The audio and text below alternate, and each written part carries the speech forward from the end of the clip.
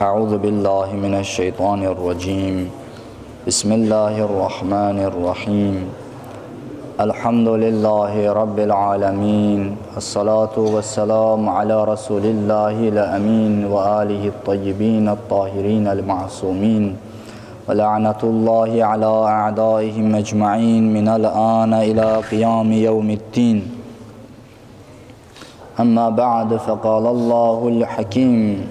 وَاعْتَصِمُوا بِحَبْلِ اللّٰهِ جَمِيعًا وَلَا تَفَرَّقُوا وَاذْكُرُوا نِعْمَةَ اللّٰهِ عَلَيْكُمْ إِذْ كُنْتُمْ أَعْدَاءً فَأَلَّفَ بَيْنَ قُلُوبِكُمْ فَأَصْبَحْتُمْ بِنِعْمَتِهِ إِخْوَانًا وَكُنْتُمْ عَلَى شَفَا حُفْرَةٍ مِنَ النَّارِ فَأَنْقَذَكُمْ مِنْهَا كَذَلِكَ يُبَيِّنُ اللّٰهُ لَكُمْ آيَاتِهِ لَعَلَّكُمْ تَهْتَدُونَ. Sadaqallahul aliyyul azim. Həzrəti Peyğəmbərimiz sallallahu aleyhi və aleyh Mədinəyə köçəndə Mədinədə iki böyük tayfa var idi. Biri Ovs qəbiləsi tayfası, biri Xəzrəc tayfası. Ovs və Xəzrəc tayfası 100 illər idi ki, bir-biri ilə müharibə edirdi və aralarında çox böyük çəkişmə var idi. Bir-biri ilə daim çəkişirdilər, müharibə edirdilər.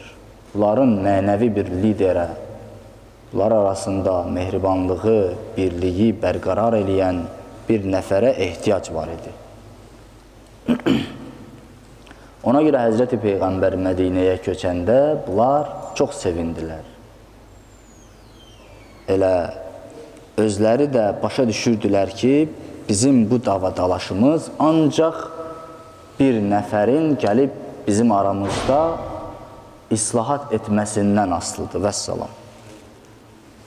Başqa cür mümkün deyil. Heç cür barışmırdılar, heç cür də mümkün deyildi.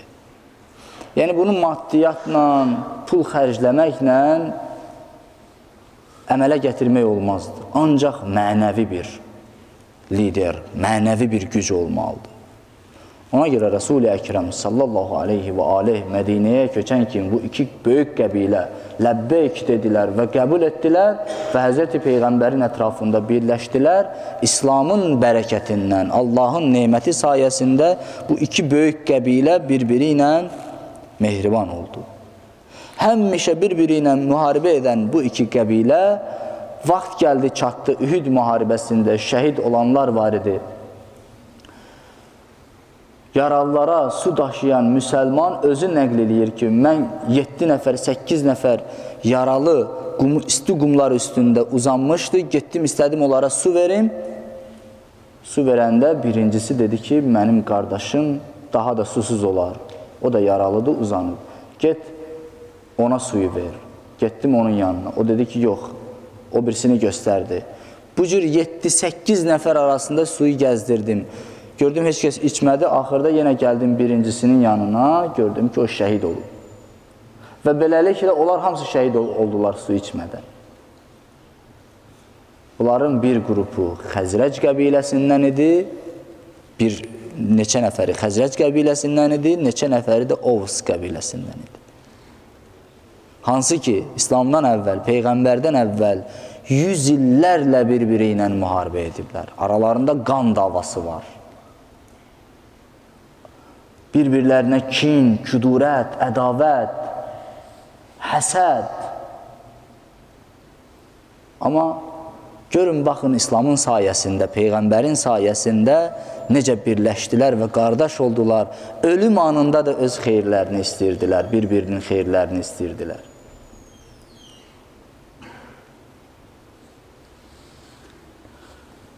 Bu Peyğəmbərin mənəvi gücü idi. Peyğəmbərin və İslamın mənəvi gücüdür, mənəvi saflığıdır ki, insanları qardaş eləyir, düşmənləri mehriban edir, insanların qəlbindən kin, küdurəti, ədavəti aparır, yuyur, təmizləyir, paklaşdırır. Bu İslamın gücüdür, dinin gücüdür, Peyğəmbərin gücüdür, Qur'anın gücüdür. Bir dəfə Şəs İbn Qeys adında bir Yəhudi qocalmışdı. Mədinədə yaşayırdı, Peyğəmbərin dövründə çox qoca idi və müsəlmanlara ən qatı düşmən idi. Yoldan keçəndə gördü ki, bir məclisdir, Ovslu bir nəfər, Ovs qəbiləsindən olan bir nəfər oturub, ətrafında da xəzrəclilər söhbət eləyir. Ovslu bunlara xütbə oxuyur, söhbət eləyir, mehribancasına deyirlər, gülürlər, buna çox pis təsir elədi. Gəldi, bir yığıncaq etdilər, öz dostlarını, dindaşlarını yığdılar, dedilər ki, biz dözə bilmərik, İslam gəlir, düşmənləri birləşdirib, mehriban eləyib, bunlar birləşirlər. Bunlar bir olublar və biz aradan gedəcəyik. Ona görə bunun qarşısını almaq lazımdır. Düşmənçilik toxumlarını səpmək lazımdır. Bir cavanı öyrətdilər. Təfsirdə bu yazılıb. Bir cavanı öyrətdilər. Get onların içində otur, get həmən məclisə onların içində otur. İslamdan əvvəl cahiliyyət dövründə o müharibələri yavaş-yavaş yadına sal. Bir hadisə ilə, bir bəhanə ilə cahiliyyət dövründən söz et və o müharibələri, xüsusən Buas müharibəsini, Buas müharibəsində Ovs və Xəzrəclilər nə qədər ölüm verdi, insan itirdilər, hər iki qəbilənin dəstəsi, hər iki dəstənin qəbiləsi öldürüldü, qəbilə başçısı öldürüldü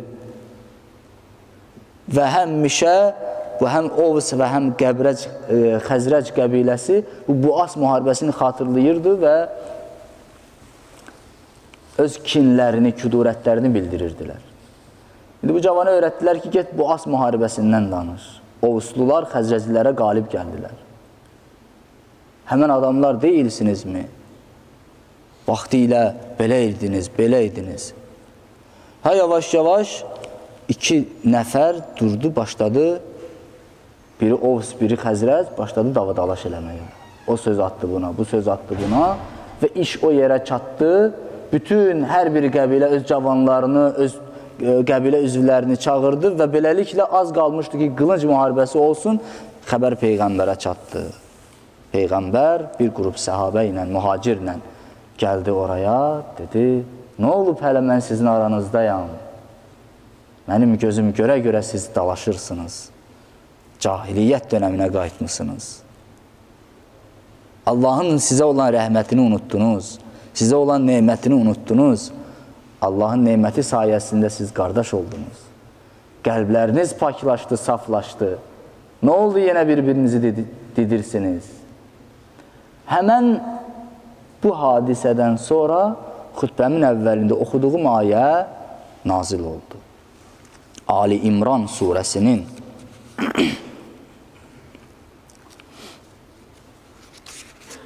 Ali İmran surəsinin 98-ci ayəsindən ta 105-ə qədər nazil oldu.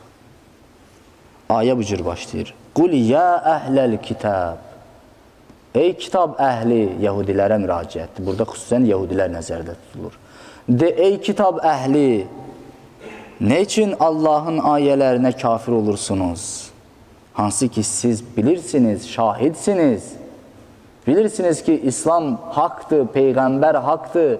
Sizin öz kitablarınızda yazılıb. Niyə buna kafir olursunuz? Qul ya əhləl kitab, limə təsudduna an səbilillah. De, ey kitab əhli, nə üçün Allahın yolunu bağlayırsınız? Dinin yolunu bağlayırsınız? Kim iman gətiribsə, onu şərliyirsiniz, pisləyirsiniz. Hansı ki siz şahidsiniz ki bu haqdır. Allahın yolu haqdır, İslam haqdır. Və Allah sizin etdiyinizdən qafil deyil, sizin gizli yığıncaqlarınızdan qafil deyil, sizin planlarınızdan qafil deyil. Sonra müraciət edir müsəlmanlara. Ya eyyuhəl-ləzīnə əmənu in tuti'u fariqan minəl-ləzīnə utul kitab yaruddukum ba'də imanikum kafirin. Ey möminlər, ey müsəlmanlar, əgər sizlər bir qrup kitab əhlinə tabi olsanız, itaət etsəniz, onlar sizi dindən çıxardacaqlar və sizi imandan sonra küfrə aparacaqlar. İman etdiyinizdən sonra yenə kafir edəcəklər sizləri.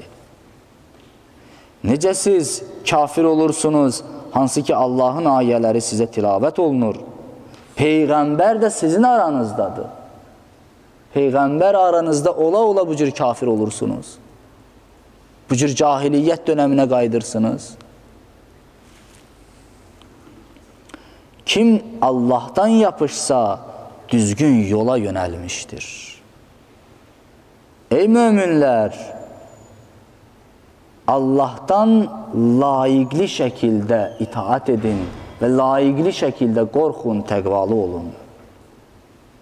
Və siz müsəlman kimi ölün, kafir kimi ölməyin, öləndə müsəlman kimi ölün.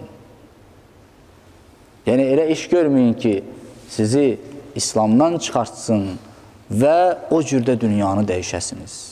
Elə bir iş görməyəsiniz. Sonra buyurur, hamılıqla Allahın ipindən yapışın və ayrılmayın.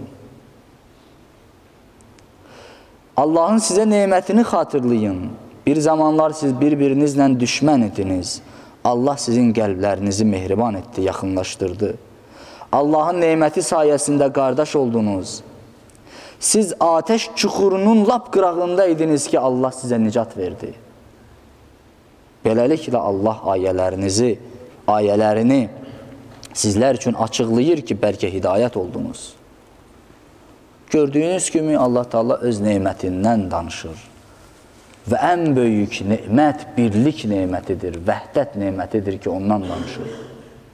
İslam düşmənləri mehriban edir. Qəlblərdə olan kinləri yuyur aparır. Qur'an-ı Kərim, Həzrəti Peyğəmbər, Əhl-i Beyt əleyhimussalam ki, bunlar hamısı Allahın ipidir. Hədisdə var, həm Şiə, həm Sünni təfsirində Allahın ipinin kim olduğu, nə olduğunu təfsir etdikdə bütün hədislər deyir ki, Allahın ipi İslam, Həzrəti Rəsul-i Əkrəm, Qur'an-ı Kərim və Peyğəmbərin Əhl-i Beyti. Bunlar hamısı həm Şiə, həm Sünni təfsirlərində qeyd olunur. Həmçinin Həzrəti Əmirül Müminin Əli ibn Əbi Talib əleyhissalam Hablullahil Mətin, Allahın möhkəm ipi deyə hədisdə qeyd olunur. Bütün bunlar Allaha bağlayan bağlarımızdır. Bizi bir-birinə mehriban edən bağlardır. Nə üçün Allah Teala burada ip deyə qeyd eləyir? Çünki cahiliyyət, ədavət, kinküdurət, həsəd, çəkişmə, müharibə, bunlar hamısı cahilliyin ən aşağı quyularındandır. Ən dərin quyularındandır ki, o quyudan çıxmaq üçün gərək ip lazımdır. Gərək ipi salladasan, oradan insan tutsun, qalxsın. Ona görə Allah Teala ip deyə müraciət edib. Çünki bu cür insan quyudadır, cahillik quyusundadır. Gərək ip uzadasan. Habl, ərəb dilində düzdür, ip tərcümə edirik. Ümumiyyətlə, hər hansı bir vasitə. Yuxarıdan aşağıya endirilmiş vasitə. İp də ola bilər, nərdivan da ola bilər, hər hansı bir şey.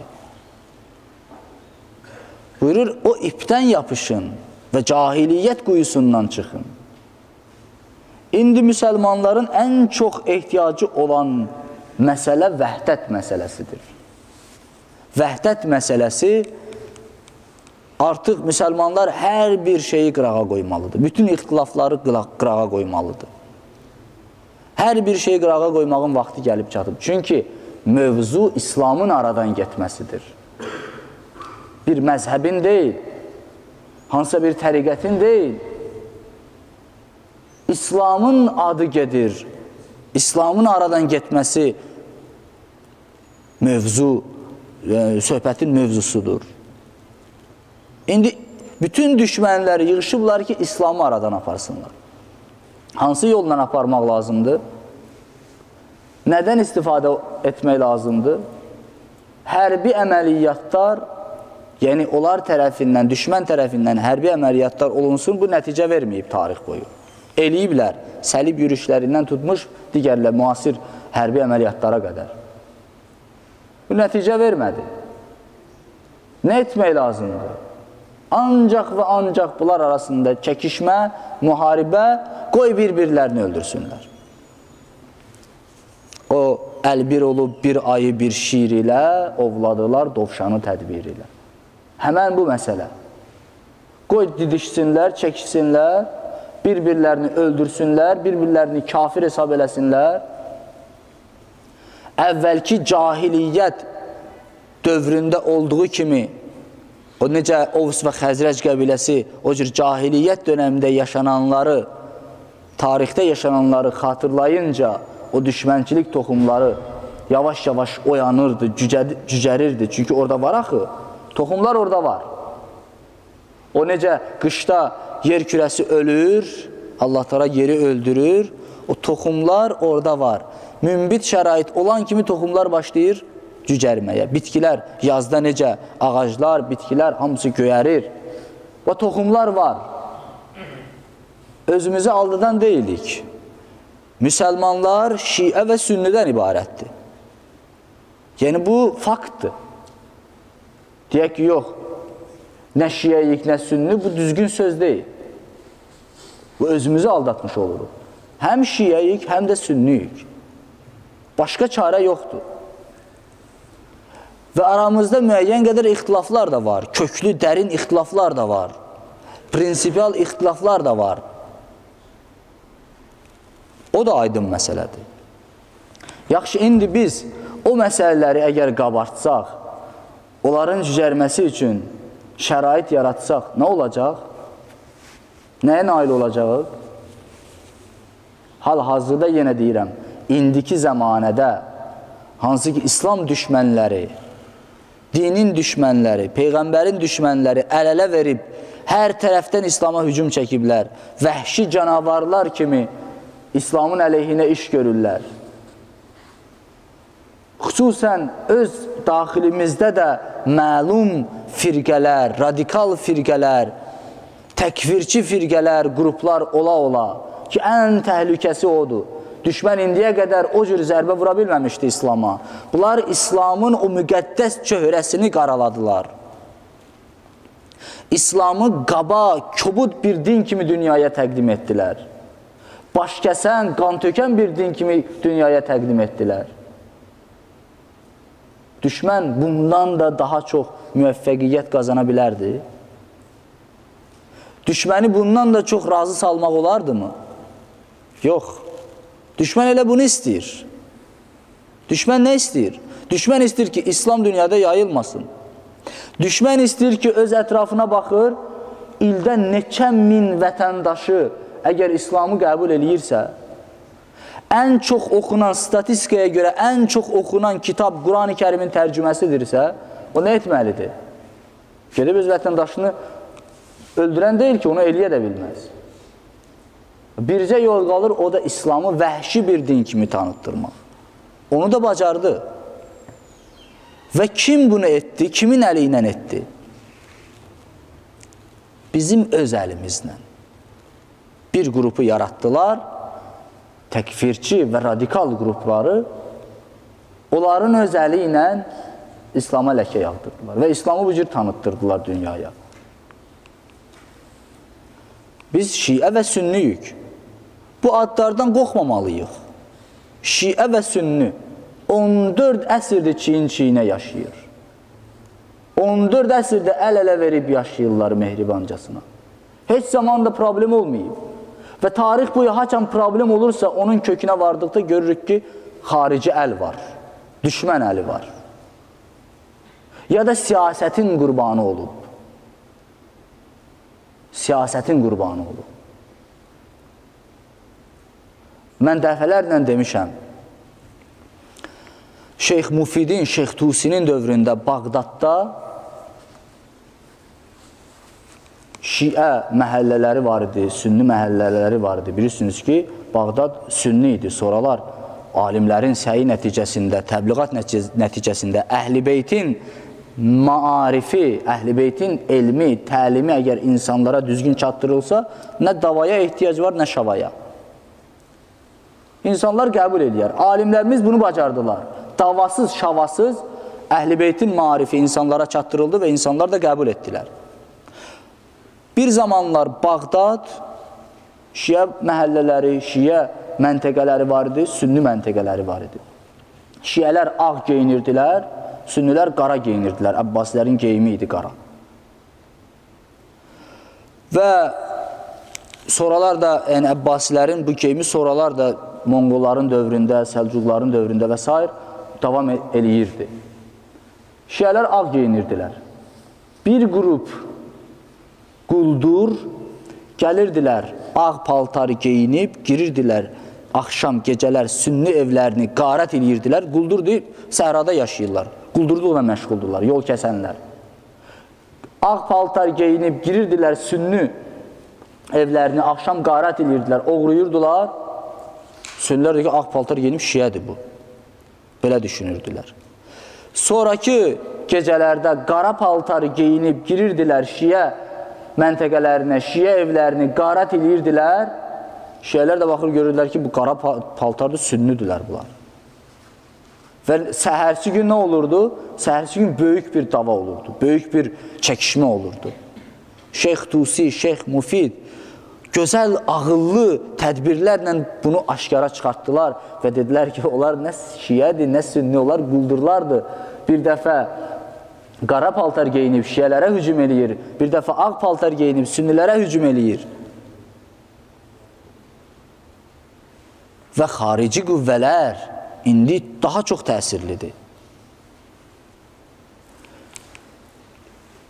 İlk dəfə təşkilat kimi Qumda Ayətullah Burucerdi, Misirdə Mahmud Şəltud Əl-Əzhər Universitetinin rektoru, bunlar birgə bir təşkilat yaratdılar, Təqribul Məzahib, ya yaxud Ət-Təqrib Beynəl Məzahibil İslamiyyə, İslam məzhəblərini yaxınlaşdırmaq təşkilatı indi də davam eləyir. Ayətullah Təsxiri onun rəhbəridir və Azərbaycana da dəfələrlə gəliblər, konferanslarda iştirak eləyiblər. Sözüm onda yox. Məsələ qaldırıldı Misirdə, Əl-Əzhər Universiteti bilirsiniz ki, sünni aləmi üçün Nəcəf və Qumu əvəz eləyir Əl-Əzhər Universiteti. Məsələ qaldırıldı ki, 4 dənə məzhəb sünnilikdə var, rəsmi olaraq qəbul olunur və aralarında ixtilaf olmasına baxmayaraq, hər kəs də qəbul edir. Baxmayaraq ki, öz aralarında ixtilaflar var, ixtilaflı nəzərlər var. Amma qəbul edirlər bir-birlərini. Çəkişmə də olmur onlar arasında. Bir məsciddə də o Hənəfidir, o Malikidir, o Həmbəlidir, o Şafiidir. Namaz qılırlar çiyin-çiyinə, öz ibadətlərini eləyir, problem də yaşanmır. Nə üçün ki, rəsmi olaraq bunlar qəbul olunur. Vəssalam, hər şey dəlilnəndir. Mahmud Şəltud Misirdə məsələni qaldırdı ki, gəlin Cəfəri məzhəbini, Şiə məzhəbini 5-ci məzhəb kimi rəsmi olaraq qəbul edək. Və bunun üçün silsiləvi konferanslar təşkil elədi. İllərlə davam elədi bu konferanslar. Hələ görələ Şiə nə deyir, öyrənək də onun fikrini öyrənək, əqidəsini öyrənək, usulü dini nədir, furu dini nədir, baxa görə dünyaya baxışı nədir. Bütün bu konferanslar olandan sonra görüldü ki, bu Şiə elə həmən sünninin dediyini deyir, sünni Şiənin dediyini deyir, fikirləri nə qədər yaxın, əqidələri nə qədər yaxın. Biz nə üçün indiyə qədər onlara zülm eləmişik? Gəlin elə 5-ci məzhəb kimi onları da qəbul eləyək. Və qəbul da olundu. Allah onu rəhmət eləsin, Mahmud Şəltutu rəsmən qərara gəldi ki, 5-ci məzhəb kimi Şiə Cəfəriliyi müsəlman aləmində qəbul olunsun. Ya Allah, qəbul olundu. Amma Nə oldu sonra? Sonra bir nəticə vermədi. Yəni, nəticələr verdi, əlhamdülillah, amma istənilən nəticəni vermədi. Çünki, indi yenə deyirəm, özümüzü aldada bilmərik. Köklü və dərin ixtilaflarımız var. Onları qırağa ata bilmərik. Həmçinin sünni də bizimlə dərin və köklü ixtilafları var. O da onu qırağa ata bilməz. Bəs nə etməli? Ən yaxşı və ən təsirli yol bundan ibarətdir. Alimlər də indi bunun üstündə işləyirlər və əlhamdülillah nəticə də verir. Real addımlar atılmalı və bir-birimizin varlığını qəbul etməliyik. Olduğu kimi. Sən şiə, sünnidən nə gözləyirsən? Sünni öz əqidəsindən dönməyini gözləyirsən? Ya sünninin öz müqəddəs hesab etdiyi şəxsləri təhqir etməsini istəyirsənmi? Bu mümkündürmü? Yaxşı, sən sünni, şiədən nə istəyirsən? Öz əqidəsindən dönməyimi istəyirsən? Ya o prinsipial məsələləri qəbul etməyini istəyirsən? Bu mümkün olası şey deyil, özümüzü aldada bilmərik. İndiyə qədər də alınmayıb. 14 əsrdir şiə və sünnilik var. Alınası da iş deyil. Onda nə etməli? Olduğu kimi insanı qəbul etməliyik. Həzrəti Rəsul-i Əkrəm Mədinəyə gələndən sonra Yəhudi, Xristiyan, müsəlmanlar arasında bir əhd-peyman bağladı və vəhdət yaratdı. Rəsul-i Əkrəm onların varlığını qəbul elədi və İslam da onların varlığı, Yəhudi və Xristiyanlığın varlığını qəbul edir. Və əgər ortada bir dənə müştərək dəyər varsa, onun ətrafında birləşmək. Amma sən öz əqidəndə ol, mən də öz əqidəmdə. Amma ortaq müştərək dəyərlər ətrafında birləşmək. Quran-ı Kərim Xristiyan və Yəhudilərlə birləşməyi mümkün hesab eləyir. Qul təaləv ilə kəlimətin səvain beynina və beynəkum əllə na'budu illallah və la nüşrikə bihi əhədən şeyən və la nəttəxizə ba'duna ba'dan ərbabən. Quran-ı Kərimin vəhdət üçün bir mesajıdır.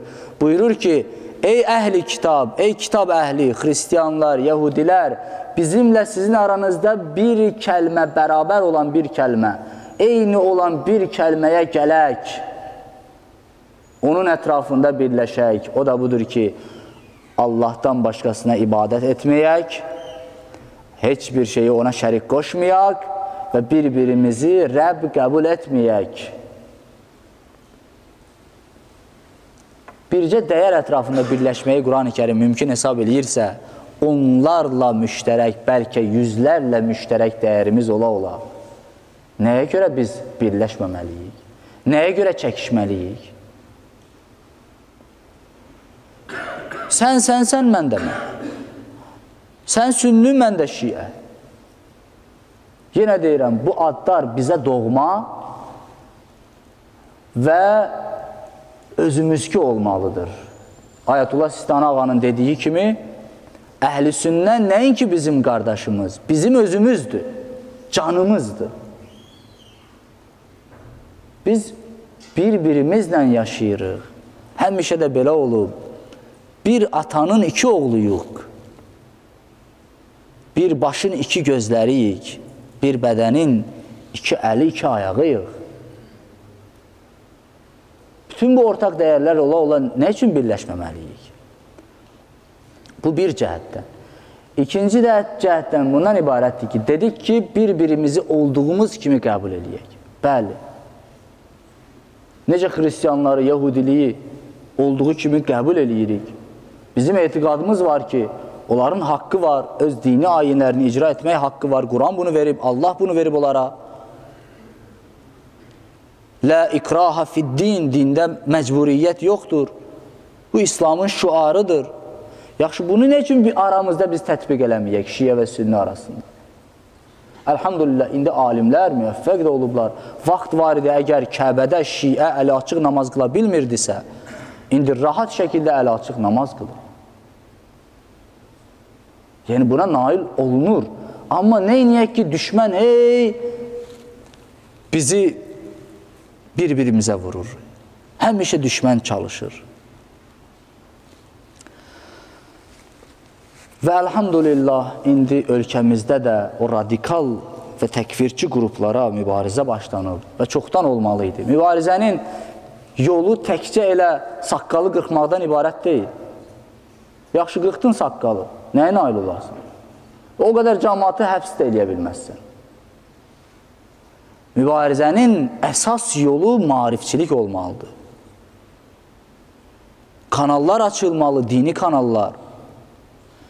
Məktəblərdə dini dərslər deyilməli, universitetlər açılmalı, müəssisələr yaranmalı, təşkilatlar yaranmalı, sünni və şiənin alim birliyi yaranmalı. Nə üçün indi hal-hazırda Bakıda şiə deyir, vahabi deyir. Vahabi deyir, şiə məcbur olub bir cavabını verir.